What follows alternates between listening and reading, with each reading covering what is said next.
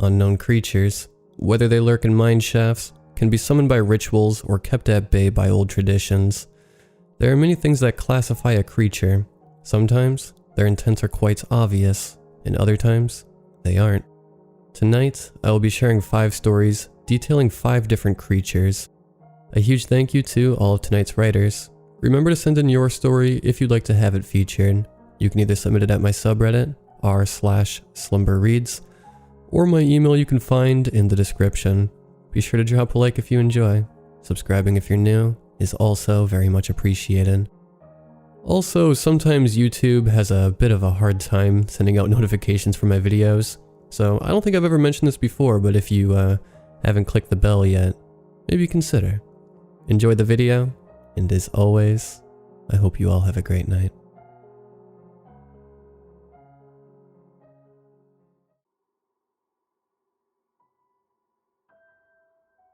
As per the college curriculum, I'm required to take some science classes for my general education credits.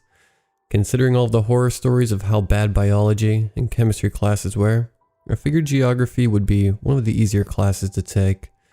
Well, I didn't research into the exact geography class I was taking, so by the time I realized it was a decently tough class, it was too late.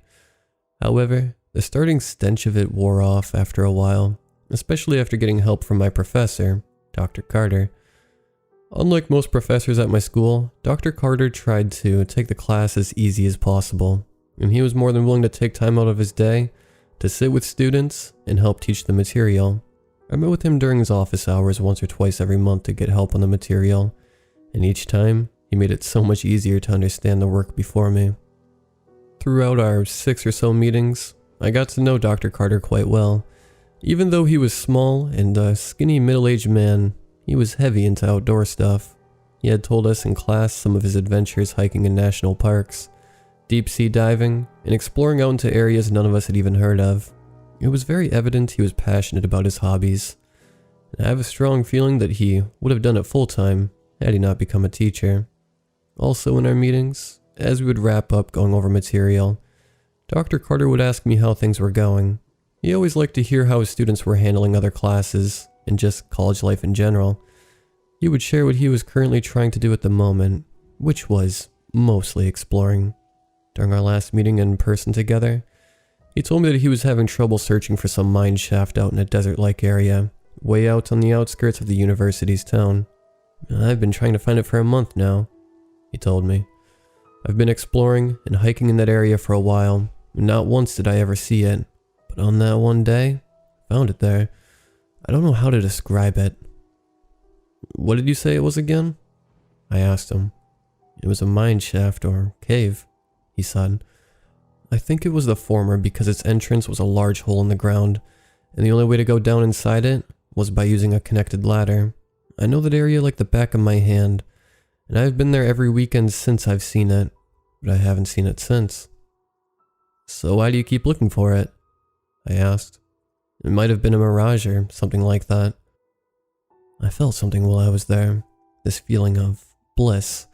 Like, whatever was down there was nothing but amazing. I know it sounds weird, but I had never felt a feeling like that before in my life, and I want to feel it again. I looked at him when he said that. His gray eyes were full of fascination and desperation. If it wasn't evident how much he wanted to find it by how he was speaking, the look in his eyes made it crystal clear. Look, that might be a bad idea, I said. I don't know why, but I felt that something was off about this mine shaft. Oh, I know, he said. The whole thing sounds sketchy for sure, but I have to prove to myself that what I saw was in fact real, and I really want to experience that feeling again and explore what is down there. Both perplexed and creeped out by his fascination for this mysterious mine shaft, I decided to leave. I told Dr. Carter to be careful, and that if he ever found it again, to let me know. He told me he would, and I walked out of his office. That was the last time I saw Dr. Carter before our school shut down due to the pandemic. Later that week, he sent us an email stating that he was going to post all our remaining homework and class activities online, and that he would be available via video conference in case we needed help with anything. Since I just wanted to get everything over with, I decided to complete all of the homework way before the end of the year. After doing so, all that was left to do was to wait for the final exam. We had taken our latest exam the day before the official shutdown, so this would be the only exam being given online for the class. I found the last part of the material pretty understandable, so I felt no need to ever contact Dr. Carter, and the story of that mineshaft fell into the back compartment of my brain. Dr. Carter would email us once or twice a week, letting us know of any errors or updates to any remaining homework and such. He also sent a link to use in order to contact him in case we had any questions or concerns regarding the class. However, he sent his last email to the class 2 weeks ago. I wasn't the only one who noticed. Some of the other students in our class group chat also mentioned that they noticed Dr. Carter hadn't been answering any emails or video calls for a while now. With the exam inching closer and closer, many of the students began to freak out more and more. He had told us early on what the exam would be on, but of course, there would be other students who wanted to talk to him just one more time before the exam took place. A part of me did worry a bit for Dr. Carter. In fact, after remembering our last meeting, I began wondering if he indeed had found the mine shaft, but either got hurt or stuck without alerting anyone beforehand. It's not like I could do much to help. He never told me where exactly he had seen this place, and I lived in another city, so I had no clue where to even look. Still, I did send an email to both Dr. Carter and the head of the geography department at my school. The department head responded very quickly, saying that she had been hearing about him not replying back, and that if she didn't hear back within 24 hours, then she would be calling the police to perform a wellness check. She promised to update me if she heard back, and I told her I would do the same. This morning, I heard the phone ding with an email notification. I looked to see I had received an email from Dr. Carter. I let out a sigh of relief as I opened it, expecting to see another update about the exam or an email from him personally saying that he was okay. Instead, all that it contained was a link. I checked back to his older emails, and it was the same link he had used for people to video call him with. I did feel slightly concerned when I noticed that. Why would he send just a link to his students?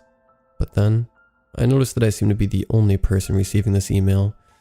To clarify, the to bar in each of his emails would be jam-packed with 100 other email addresses, as he always sent out his emails in one large group. In this email, however, it was just me. I don't know why, but something felt very, very wrong about this email. Yet, I still wanted to make sure he was at least alive. So I decided to click the link and call him. I sat in the waiting room for about 5 minutes, and just when I was about to leave, I heard the other end pick up. Hello? Dr. Carter said in a weird, almost completely different voice. I looked up and felt chills go down my spine. Dr. Carter was staring at me through the computer with this large smile plastered on his face. But then I noticed some other peculiarities. Part of his hair looked like it had been ripped out of his scalp. Some of his front teeth were now gone. And he had several bruises on his face. His eyes were also opened as wide as possible. Hi, doctor," I said. So good to see you again. He responded, a smile still wide on his lips. Did you find that place you were looking for?" I asked him. Oh, indeed. He responded gleefully. I went down there, and can you guess what I found? I remained silent, not finding the ability to open my mouth and speak out of fear. Go on, yes. He said. "That feeling you felt?" I said, a quiver of fear in my voice. Yeah. But not only that, I even found a gift for my troubles. I found some new friends. "Wait, what?" I said. You know, I kind of wished others could have come with me, because they all wanted to leave. I could bring only one home, though. I couldn't fit the rest. The remaining ones still need a new home, but more people need to come visit them for that to happen. It would be quite the adventure indeed. I was petrified as I watched him gleefully say this, his eyes and smile seemingly getting wider. I truly thought Dr. Carter had lost his mind, and what I was experiencing before me was a Class A breakdown. I even found it on a map so I can show it to you. He said. That way, You can go on your own if you want. Dr. Carter got up from his chair and began walking to a closet behind him. That's when things got scarier. His walk was so deformed. I can't even describe it correctly, but the closest thing I can think of is if all the bones in his legs were broken, but he could still manage to hold all of his weight. I looked at his pants, and I noticed what appeared to be claw marks running up and down them. I even noticed that the back of his shirt was also ripped, and a major open wound was visible inside the holes. He then turned back to the camera while carrying the map. I became fixated on the crazy look in his eyes. That's when I noticed something I had missed earlier that made my stomach drop, and all the blood inside me turned to ice. His once gray eyes were now the color blue. Doctor? What happened to your eyes? I asked as I moved my cursor over to the end call button, anticipating the worst. Dr. Carter stopped walking and dropped the map to the ground. He looked up at me, and I discovered his smile had disappeared. His face began contorting into one of extreme anger and astonishment, like I had discovered his darkest secret. Then, Dr. Carter opened his mouth almost twice as large as any human could, and let out the most unhuman, ear-piercing shriek I'd ever heard. I threw my headphones away from my head while I clicked the end call button, just as Dr. Carter lunged toward the screen. I sat in my chair, catching my breath for a few minutes. I then called the police to let them know what had just happened.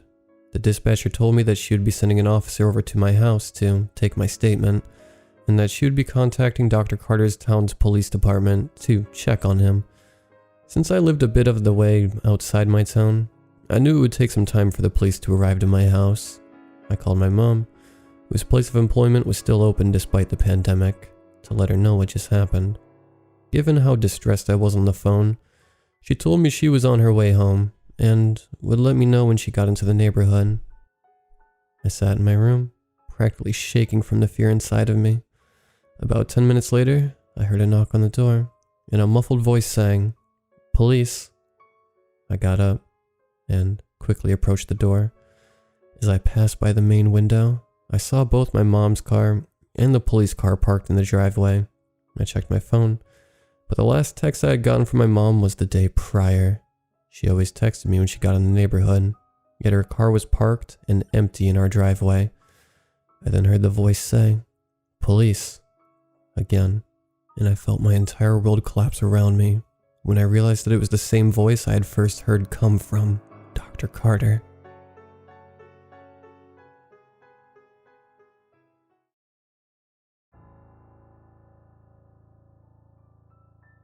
It was a cold day in northern Nova Scotia, and me and my wife were taking our honeymoon here, a week after getting married.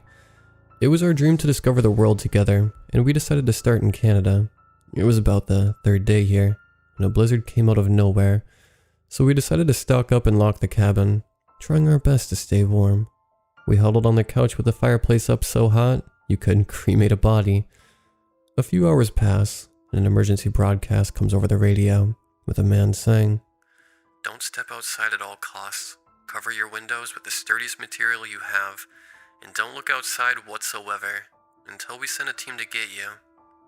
We disregarded it, but still covered the windows and doors with towels so we wouldn't be blinded by the falling snow. A few more hours go by, and another broadcast with the same guy comes on saying, "Make sure you have everyone with you, and put each other's eyes up to a flashlight to make sure it's really them. If the pupils aren't affected, try to kill them immediately."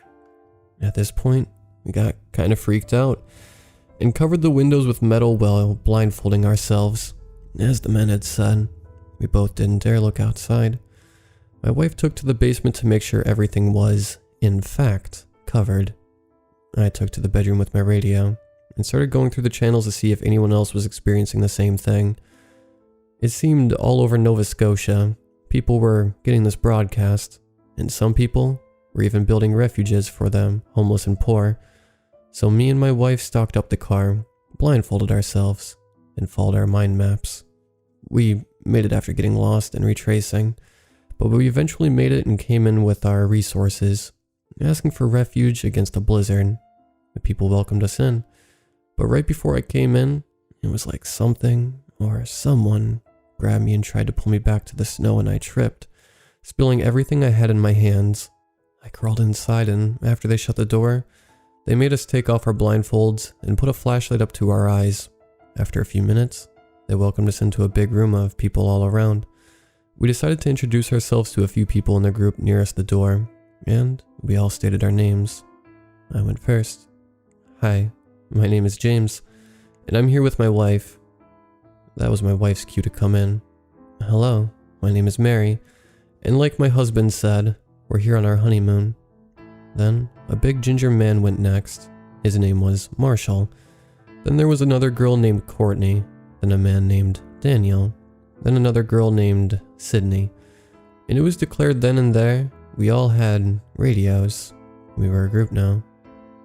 As we started talking, I eventually heard frantic banging on the door. I decided to help this time and went to the door. But something was off though. They weren't opening the door.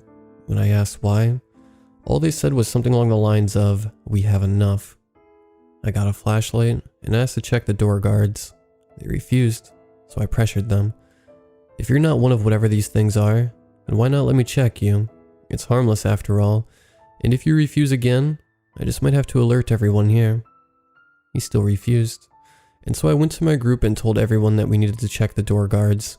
They got confused until I told them I heard banging on the door, but they told me to ignore those. They said, those are fake cries for help. They got Katie already, so we learned from then. I questioned them about how they knew when it was a real person.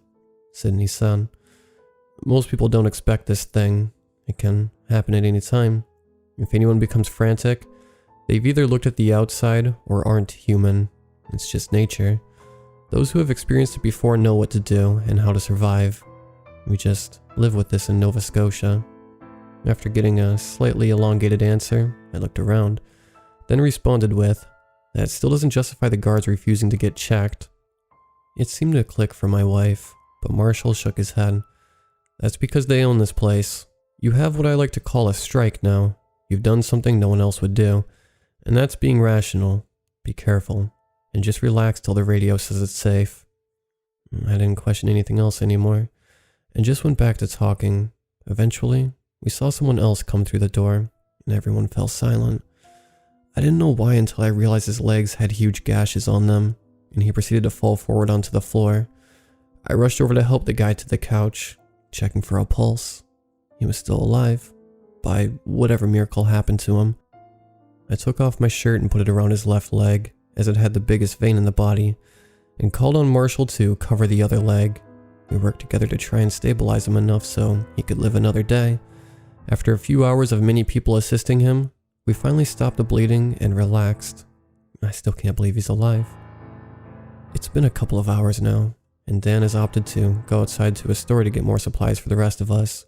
The man is still unconscious, and the only sign of life he has is the shallow, raspy breathing filling the room behind the conversation. As Dan was walking out, I decided to give him a wrapping of his legs with metal, and, just for extra measure, a length of rope. I hope he's gonna be safe. I walked up to Sydney and decided to have a little talk, try to get my mind off of things. I started off by saying, well, what do we do now? She responded, that's up to you. Try to find something to do alone, with your wife, with anybody really, it doesn't matter. Just don't look outside, and don't die. How are you supposed to die here? There's nothing to die from. No idea. Maybe, I don't know, pissing someone off. You seem a little down that path already. Hey, I didn't know they owned this place, and I just helped save someone's life. Can you cut me a little slack here? Maybe. Just don't piss me off for the next 15 seconds and I'll let it slide. Do you want me to talk or not? After not getting a response for well over a minute, I walked away to talk to Marshall while my wife took my place with Sydney. Marshall starts off, and it revolves. Well, what do we have here? The closest thing to a doctor here is standing right in front of me. What do you want? I'm actually here to ask you what you were going to do, and if I could join you. I'm kinda bored. Well, I'm not really doing anything, but... It was at this moment that Dan crashed through the door, and no one heard knocking before. He had white things retreating from his legs and into the outside. I shut my eyes and the door closed. We did a check on Dan and learned he was safe. We're not sure from what, but in my head, my first thought was, what an entrance. Dan came back over and we all regrouped and made a plan to see whatever the hell had Dan by the legs. After a 30-minute discussion, it was decided that I would be the one to look and see what was in that snow. I went upstairs and peeled back the paper covering the windows. I didn't see anything for a few minutes, until I noticed the two cloudy eyes staring back at me from outside. Startled by my sudden discovery, I jumped back and let the paper back down. They asked what was wrong, and I told them to stay away from the windows. After regaining composure, I stood back up and looked outside again. I saw them again, but this time, there were 6 other pairs of eyes, and they all were looking right at me. I started to feel a bit paranoid, not like I am now, and kept looking. And they stood. They stood up on 2 legs with almost deformed bodies. They were skeletons with skin. I still can't get the image out of my head. It's still snowing, and I don't dare blink in case they make it inside. They're watching me. I know it. I know those are dead bodies out in the snow, and they are alive. I can't sleep. I can't blink. And with what sanity I have left, I have to let this out to the world. There are dead bodies out in the snow.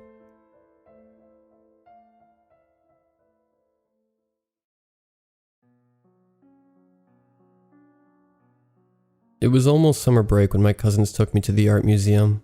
Well, I took them.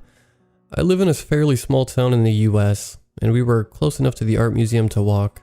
I will refer to my cousins as Thomas and Elaine. Elaine is in high school, and Thomas was just about to enter freshman year at the end of the school year. Elaine is kind of a goth, and she gets that from her mom. Thomas is a computer geek, and he likes memes and video games and such. They live a few blocks away from me, and we saw each other often. It was May 16th when I walked over to their home, and Elaine told me she had one final assignment on the ancient Egyptian mummies. So, I had an idea. Instead of browsing the internet for information, and then watching some black butler, I told her that we should go to the art museum. The art museum had an exhibit all about mummies. They were both hesitant at first, but when I urged them on, they agreed. Their mom said that it was fine, but that she wasn't driving us.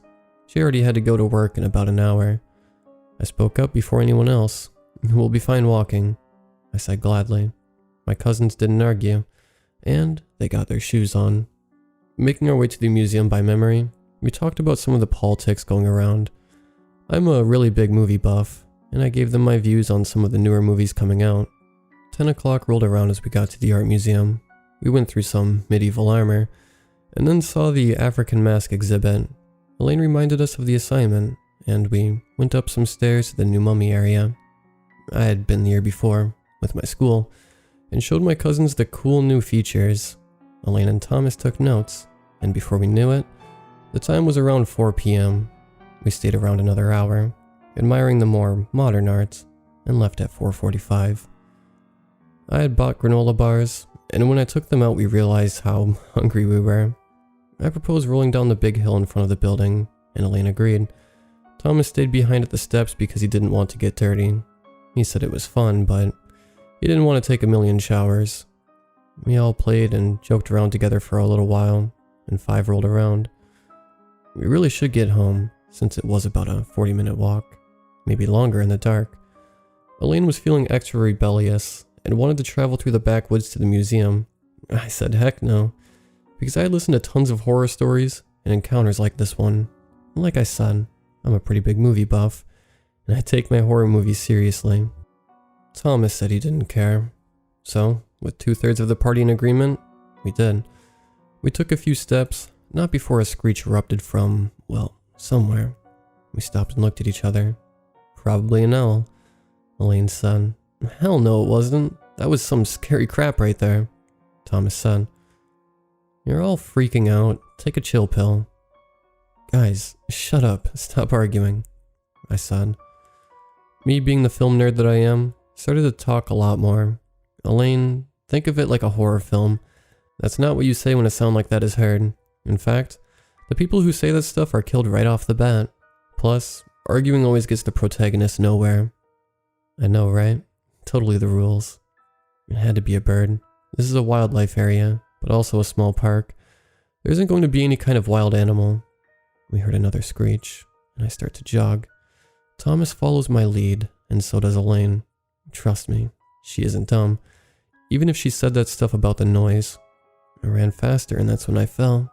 This would be fine if we were on a flat path, but I fell into a creek, and it was kinda deep, with the edges all slippery and muddy. Thomas and Elaine called out to me, and I said I was fine. I told them it would be better if they kept running. I would find my way out. They left, and I turned to the phone in my pocket. I switched the flashlight on and walked a little. It started to rain lightly. I could swear I heard a whole lot of creepy things in the woods, but nothing as creepy as what I was about to encounter. I found a vine thingy inside the walls of the ditch, and I proceeded to climb it. I thought it would be cool, climbing vertically on the wall. Then I heard this raspy breathing. It was horrible and sounded empty. Bear. The voice said my name. The vine snapped and I fell into the shallow rocks. My phone screen had cracked and the flashlight buzzed off. The scary thing is that my cousins call me by my middle name, Bear, not like how most people call me by my first. I sat up and looked over the top of the creek wall. Nothing. I turned and found a shadow. My eyes adjusted to the light, and Thomas was there. Then, when I focused more, I was terrified. It was anything, but not Thomas. The creature looked like it was wearing Thomas's flesh. Its eye sockets drooped, and the lips were cracked. There was no color in the skin, and the monster's limbs were thin as a starving man's stomach. I saw tears in the flesh suit that only showed the white and red of bone. I felt chills down my spine, and I backed away.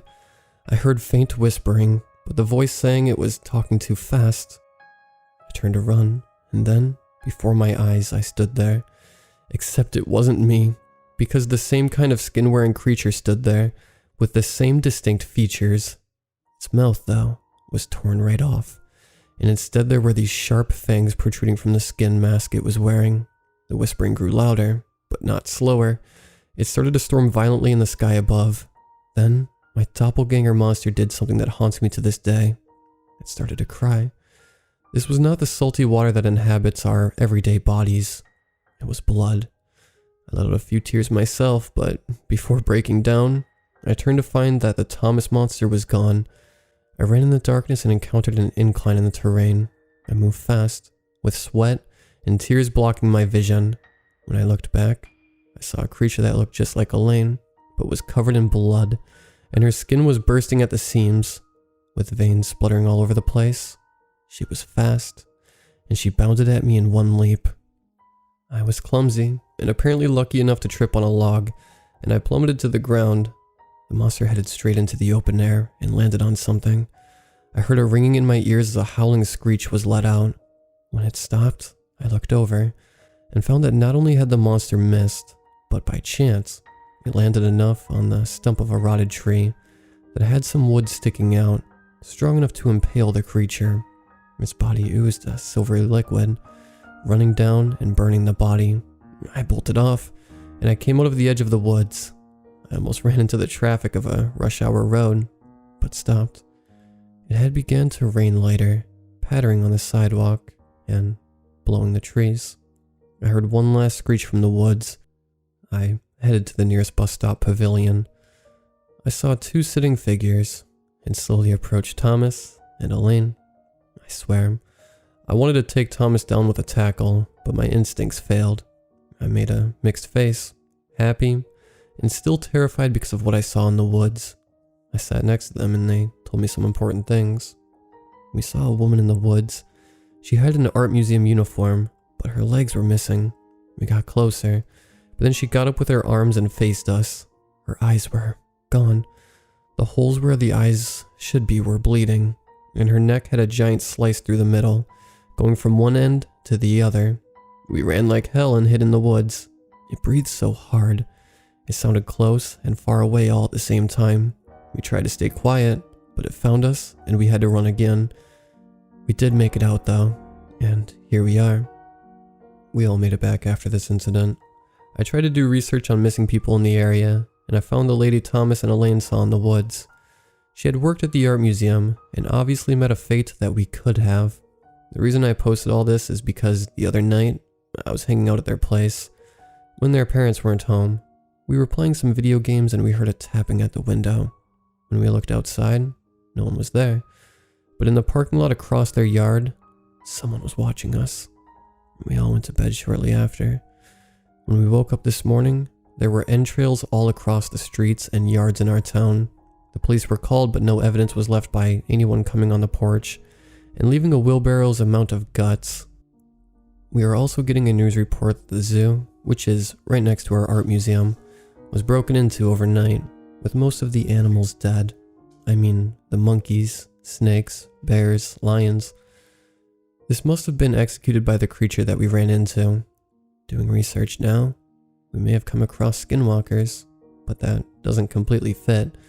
Sure, skinwalkers have a costume-like appearance, but the victims are taken over, not copied off of a physical form. They don't seem paranormal, but possibly demons. None of us are sure, but it is either a special kind of cryptid or a demon.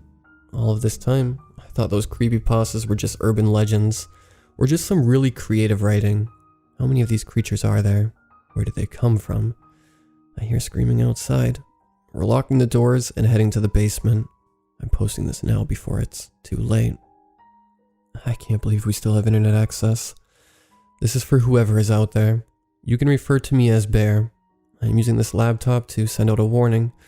If it's not too late, my neighborhood has become run over by horrifying creatures. These monsters take the form of the mutilated bodies of friends, family, pets, even complete strangers. If you see someone with pale skin, scratches, missing body parts, or worse, run, hide. It has been 2 weeks ever since we encountered them in the woods behind the art museum. I'm surprised to say that my friends and I are still alive and far away from my hometown, but I know why. Last time I wrote, we were in the basement, with our zoo animals ripped apart and the town left in a rotting stench of bodily fluids. We stayed in the basement for a week, and on Friday, we heard a knocking. It was quiet at first, but it became aggressive. It seemed to come from everywhere outside the house, testing our sanity. We stood still with the weapons we had grabbed from around the house. For the past week, there had been no noise, except for the screaming on Monday. There were no birds, no cars, not a single soul. The banging stopped after 2 hours. The banging had lasted that long, but as far as we could tell, nothing got into the house. After 5 minutes of relief, we heard a tapping. After looking around, Elaine found the source. It was coming from the window of the basement, on ground level. We slowly approached, and when we got to the window, we could see 5 of my friends, 2 of which had bikes. They all had come to my house to find me, and remembered my cousin's house. I was glad they were all alive, and not just decaying doppelgangers. After letting them in, we had 8 people in our party. My cousins and I were already low on food, so me and my 2 friends, Elijah and Sam, left to find a grocery store. Once we got in, after finding the streets empty, we grabbed 2 bags and all of the necessary food and vitamins we needed. We also looked out for any pharmaceutical drugs in case of an accident. Then we heard a crash from the front of the store. We ducked in the aisle and then peeked up to see what was happening. 2 hulking figures covered in blood and torn skin were stalking the checkout lines. In desperation, we hid in the freezers in the dairy section, relatively close to us. When we hid behind the milk and egg cartons, the door closed with a smack. Crouching behind the shelves of food, we could see the 2 creatures slowly crawl over to the doors. When they crawled, there was something off about their limbs. They seemed cracked and bent in all the wrong places, like someone had beaten them repeatedly with a metal rod. Their chests were ripped apart and had insides hanging out of the torso. They came right up to the doors, and one of the creatures started sniffing, using 2 holes where its nose should be. It put its rotting hand up to the glass and shrieked so loud we had to cover our ears. Both creatures ran towards the exit, and then right towards the new figure standing in the produce aisle. He raised a crossbow and shot one dead in an instant. The other monster snarled and leaped at the man. He took out a dagger and sliced at its eyes.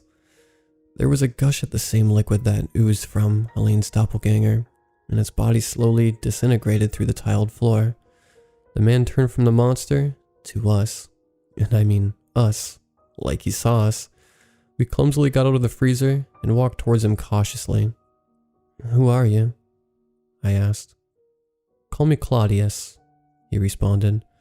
"I've been hunting these things for a while, and have never seen a wave this big." "What are they?" Sam asked him. He turned to Sam saying, "They are monsters from a kind of alternate dimension, one where we exist slightly different. They have been leaking into our universe slowly. At least, that's what I know based off of certain evidence. I still do not know what they do here." Holy crap, this was a whole lot. We were able to make it clear that there were more people in our party, and he said that if we got them, we could get out of here, and that's what we did. After getting in his van, he handed us some equipment. It all looked so medieval, with crossbows and potion bottles, full of little details straight out of the Supernatural show. "So you're a monster hunter?" Elaine asked. "What do you hunt?" "I usually spend my time up north, with wendigos, skinwalkers. I even took down a hellhound once. I'm not the best, but I can get you out of here." "So all of this shit is real?" Sam asked. Claudius gave a subtle nod. As we were driving, I noticed the doppelganger monsters were starting to chase us. Claudius immediately handed the wheel over to Elaine and told her to drive north. The closer we got to a cold climate, the less creatures we will have to deal with. He pulled out 5 crossbows and made sure he had certain arrows, which he said were tipped with freezing iron, one of their weaknesses. He started shooting at them, and so did me and my friends. All of us didn't have the most precise aim, and most arrows missed. I remember hitting one of the things right on the forehead and having a little mini victory. Then, we all heard a thumping on the roof. Even Claudius looked up, and the next thing we knew, the creature had burst its way through the ceiling. It grabbed Thomas, but was quickly dispatched. We hauled it out of one of the windows before its body melted the floor of the van. The more we rode, the less we saw, until eventually, all of them were gone. As far as I know, we are still heading north, to a more secure base. I was able to figure out that most people got out of town on evacuating buses before being torn to shreds. But we don't exactly know where the monsters are going. If you see one of these creatures, run, hide. God knows what they want, and God might as well know what they will do to you.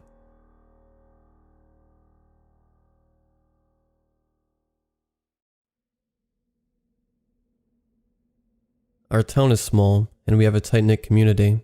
Nobody moves here, and nobody leaves here. It's the same families living in the same houses on the same land, generation after generation. We are old families living in an old town, and like most old towns, tradition is very important to us. People might say that our traditions are a little odd, but I think they're wonderful. My favorite is probably the Autumn Harvest Festival, where the entire town comes together and gives thanks for another bountiful crop. Throughout the celebration, the entire town center is covered with tables of food and beer as far as the eye can see. At the end of the night, we set fire to a great straw man constructed at the center of a field and dance in its burning light. Last year, my family's fields were selected for the Burning Man, and it was a great honor for us all. Some of our rituals may seem a little uncomfortable if you haven't grown up here, especially our funeral ceremonies.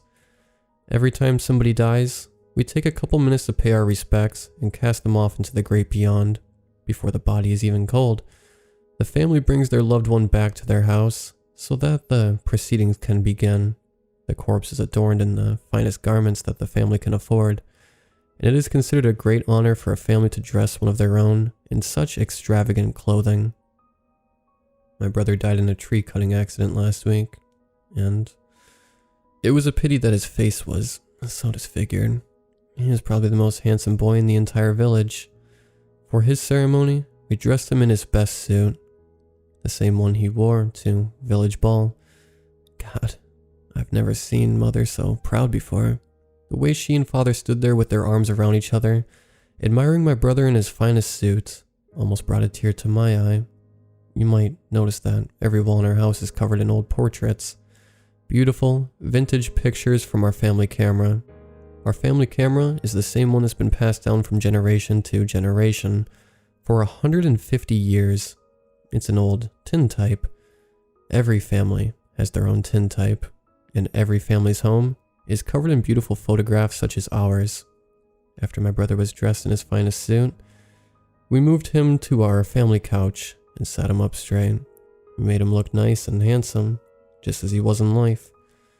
He was always so confident and self-assured. We twisted him at a little bit of an angle, almost as if he were looking off into another room, and we folded his hands on his lap. "He looks wonderful, Mother," I told her. We went into the basement to bring up our family's tintype, but to my horror, neither I, nor Father, nor Mother could find our tintype. It was gone, disappeared. I have never in my life seen my parents so upset.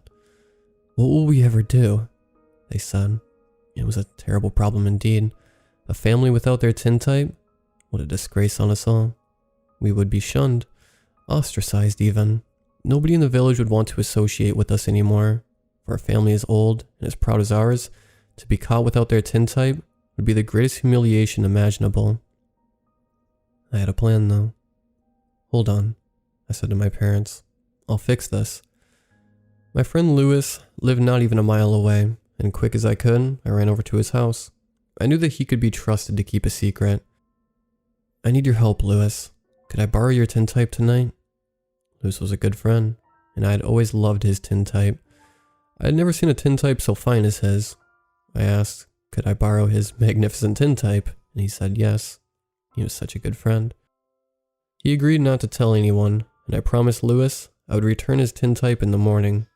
I showed my parents the new tintype, and I told them that it was ours. We had simply misplaced it in the attic, I said. And oh, how Mother cried with happiness when she heard that. I've never seen her so happy. I know it was a lie to tell my parents that this was our tintype, and I should not tell lies, but I figured it was not a very big lie at least, and besides, wouldn't it be wonderful to try a tintype so fine as this one? I had wasted about an hour fetching Lewis's tintype, and thank God it was not too late. My brother was still fresh. We took the tintype and snapped a beautiful portrait of him. God, he looked so handsome in his finest suit. We took his portrait and hung it up with the rest of the family portraits, right at the top of the stairs so he could be closest to Mother and Father's room. It was even higher up on the wall than my Uncle Barry's portrait. I never thought I would live to see the day. My parents were so proud to hang it up there with the rest of them. It was so straight, and it had such an ornate frame, made out of cherry wood, I believe. The finest picture frame I had ever seen. Mother and Father just sighed and looked at each other proudly. They then gave each other a peck on the cheek. I never saw Mother and Father kiss like that. I think this may be the best family portrait in 50 years, my mother decreed. I thought so too.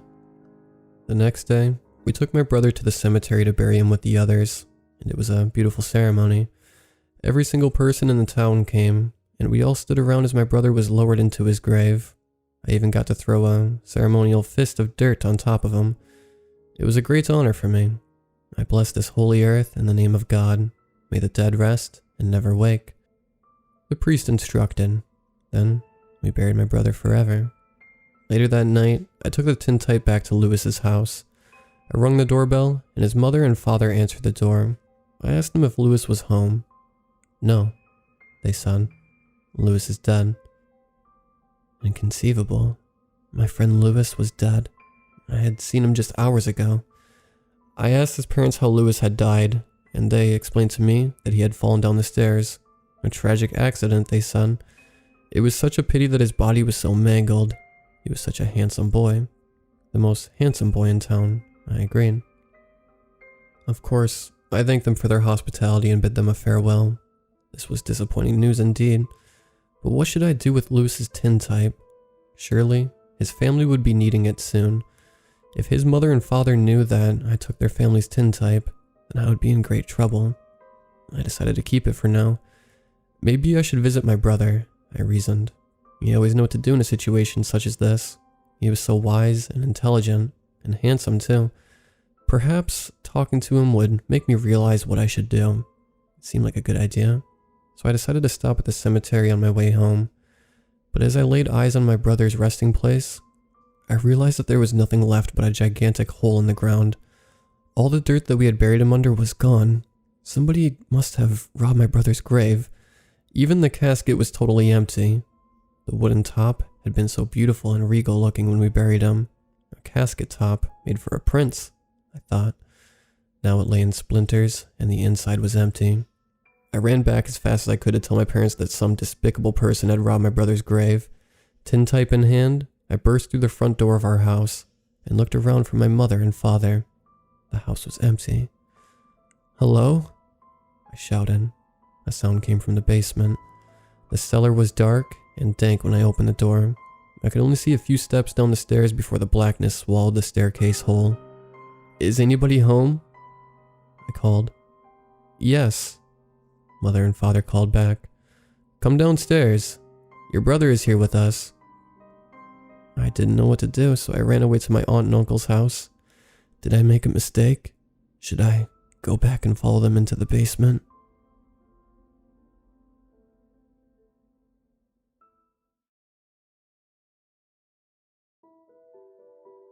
Tales have been told about the vast, unknown wild since humans had gathered around the fires of prehistory.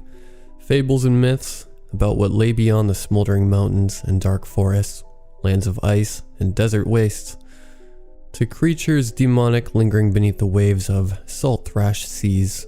People believe that since the earth was young, dark and terrible beasts have dwelt in its uncharted wilderness. My wife was one such believer. Days were never boring with her. Sailing, rock climbing, scuba diving, bungee jumping, she'd done it all. But there was nothing my dear Veronica loved more than camping. So, every year, on the anniversary of when we first met, we would drive up to the Birch Creek Forest, the largest forest in eastern Scotland. The road was usually long and empty, but we didn't mind, because we knew our patience would be rewarded. Once at the edge of the great woods, we would hop out of the car and begin our long quest to the very center of it all. Each time it took days to reach our special little spot, so we would often set up camp between the winding hazel thickets and sun-touched trees. And awe-inspired Veronica would spend this downtime gazing through the reedy gaps in the leaves above. I don't know what she was looking for. A sign, perhaps. After another day of hiking, we would reach the center, a small and empty gap in the trees, perfectly circular and brilliantly constructed. By who? I don't know. But that was never a concern of mine. The undisturbed dirt which lay inside the ring of hollow trees was unlike any of the other filth everywhere else in the forest. It was a light and polished brown, almost golden substance which sparkled under the sun that hung closely to the heavens. As if it were closer there than anywhere else in the world. You could nearly see it bubbling and boiling in the rich blue nothingness of a cloudless sky. The most beautiful place on earth, she called it. Many legends of the significance of the place circulated around the local towns. If we ever found ourselves in one of those dainty places, Veronica would always inquire about it, and each time we would hear a different answer, as if every resident had their own little mythology. One tale says that the Birch Creek Forest is the home of an ancient hag known as the Washerwoman. She gets her name from the action she is always seen performing, washing blood off her wrinkled old hands. Stood in a stream. We never saw any such stream, however. Others told stories of a shape-shifting fairy who would float through the forest, and of a highland spirit with one leg and one hand protruding from a ridge in its chest. One man even claimed it to be the birthplace of the devil. I thought they were gratuitous, but Veronica seemed to like them, so I let her be. If it wasn't for the sickness, she would have been with me on that day. Well, I suppose she was with me, in a way, in a small glass jar hanging loosely from my backpack. Her final wish was to have her ashes spread across that fell, befinned circle, which lies blaspheming at the center of the accursed forest, and I intended to honor that wish. My car rolled across the gravel and into the dirt which bordered the trees, marking the spot where the forest met the countryside. I stumbled out and opened the boot where my large mountain backpack lay, Veronica's remains dangling off the side. I slung it around my back and crossed the threshold into the great wood, and I wandered and pushed through the foliage. I thought of my wife and how much we used to enjoy these little adventures. After all, She was the one who introduced me to the Birch Creek Forest to begin with. She had always been fascinated by its mysterious reputation. Sometimes, when we set up our camp at the center, she would just wander off, alone. Without a light, and without warning, she would just up and walk away into the forest. I learned not to ask her why. The one and only time I did inquire about this mysterious tradition, she just ignored me. But she was a bit of a hippie, just like me. I figured she was just connecting with nature, or something like that. Through the branches and leaves above, I noticed the blue sky slowly turn into a fiery orange, and rays of golden light seeped through the trees. I found a spot where the forest was not so dense, and set up camp before the wood was consumed in black and blue. As the sun descended past the wild forest, I sparked a match and set alight the pile of sticks I had constructed in the center of a small opening. Before long, the whole thing was ablaze and flickering in the pale moonlight. I unrolled my sleeping bag and snuggled up beside the fire to the sounds of sticks snapping in the flames. As I lay there, my eyes closed and facing the sky, I felt an uneasiness seep in. It was an unfamiliar sensation, as if there were eyes glaring at me from in between the trees. It sounds silly, I know, but I just had to look. The twigs in the fire continued to crack.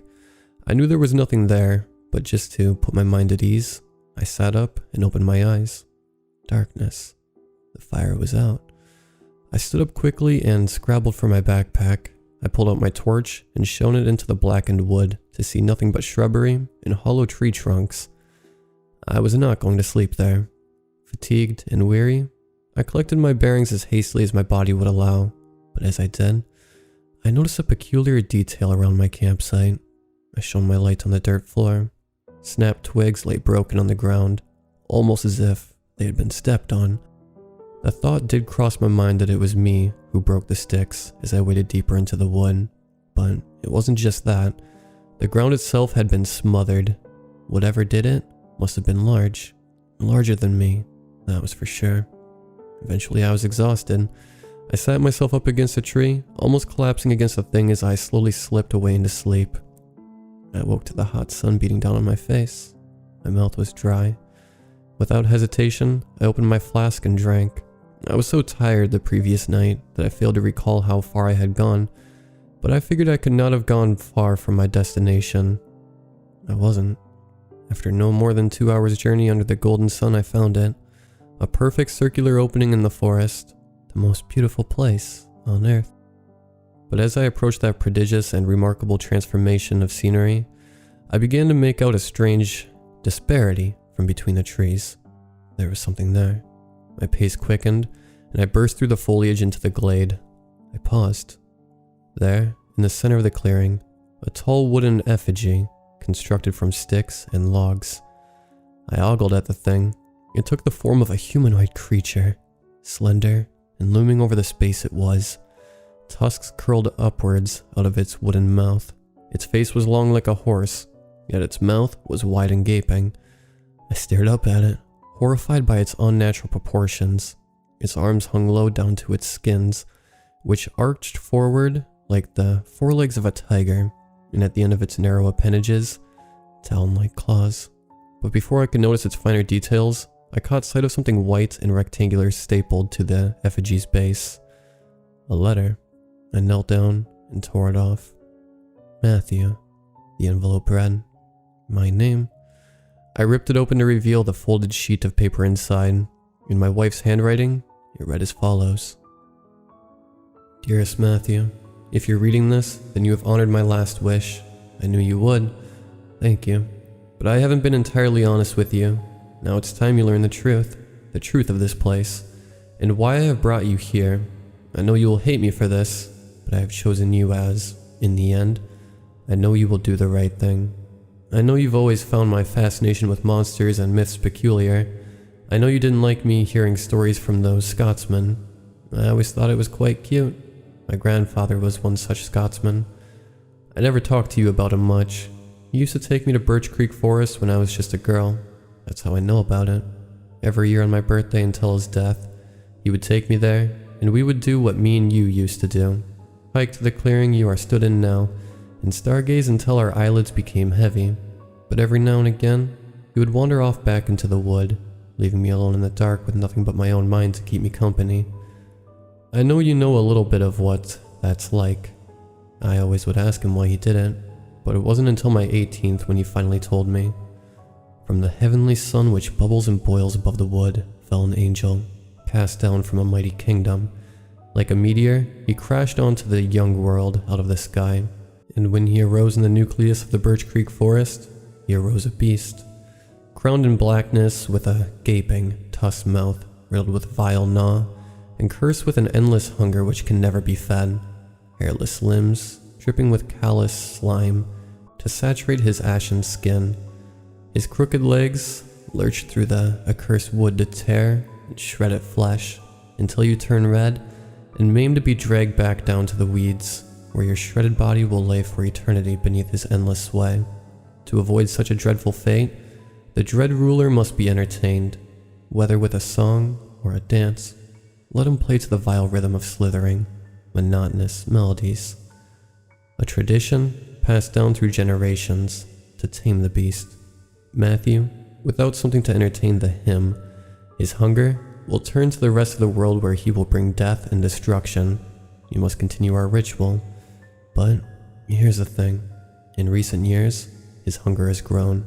It is getting harder and harder to satiate him, which is why you're here.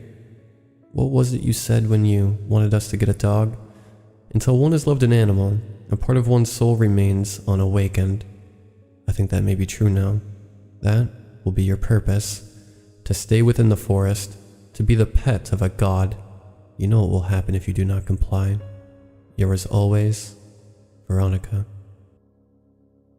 I stepped backwards. I didn't know what to think.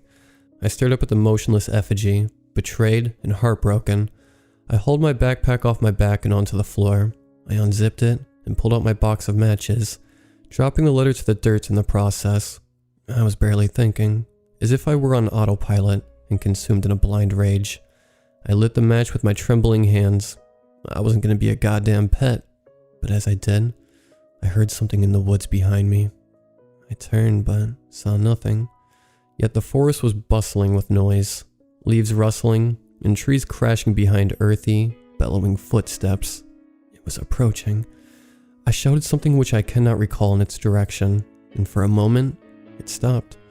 But the silence was shortly interrupted by a fiendish, breathy growl, which shook the ground below me, and with that, the thumping steps continued like heartbeats. I looked up at the wooden idol which loomed over me. Almost instinctively, I held the burning match against it, setting the back of its twisted legs ablaze. As the flames crawled up the wood, the creature in the forest let out an anguished bellow. After that, its pace quickened. Frequent blows struck the ground as the sound of collapsing trees shook the ancient wood. The flames now up to the monument's waist, I darted behind it and clutched the base of it, my fingers digging into the dirt. Flames tickled my face as I lifted the back part of the base, and with an adrenaline-fueled haul, I tipped the abhorrent thing into the adjacent wood. It crashed into the trees with tremendous force, fire shooting at the bottom as it did. Over the cackles of wood, the creature bellowed once more. Flames spread through the forest hastily, creating an impenetrable wall of fire in its wake. I turned and ran back into the forest. Agonizing roars cried out behind him as I ran. That night, I didn't stop to rest in the Birch Creek forest. I assumed the fire must have withered out at some point, otherwise the entire place would have been burnt to a cinder. But the monster was gone. Whatever it was. I jogged through the forest until my bones were on the verge of snapping, but eventually, I was out and onto the adjacent road with the great Scottish countryside behind it. I found my car a little way down, right where I had left it. As I shot down the road, I reached for the jar of ashes in the passenger seats and, I've got to be honest, I didn't feel remorse after hurling it out the window. That was a month ago. I didn't tell anyone what happened, though my friends could see I was visibly shaken for days after my fateful trip to Scotland. But eventually, I came to terms with the events that had transpired in that cursed wood. It hasn't stopped the nightmares, though. I was going to go to a support group next Saturday, which could have helped, but after last night, I fear nothing can help me anymore. I woke from a nightmare sweating and panting. It was the same one I had been having for weeks. In the dream, I found myself once again in the forest, but every tree is twisted and contorted to the shape of the beast. I try to run, but my legs sink into the ground, and before my face can be engorged in the dirt, I awake. Usually I awake in the morning, the sun shining through my window. But last night was different. It was pitch black outside my window. I reached for my phone in the nightstand to check the time. 2:37 in the morning, it read. I was about to put it down when I noticed a notification from my Sky News app. I swiped it and read the headline. Entire population of Scottish village brutally massacred. Over 300 confirmed deaths.